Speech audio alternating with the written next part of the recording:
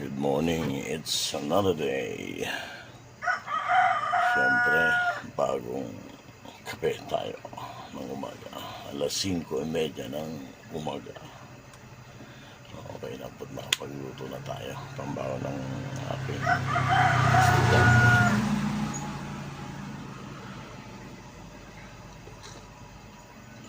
Ay, walang asukal.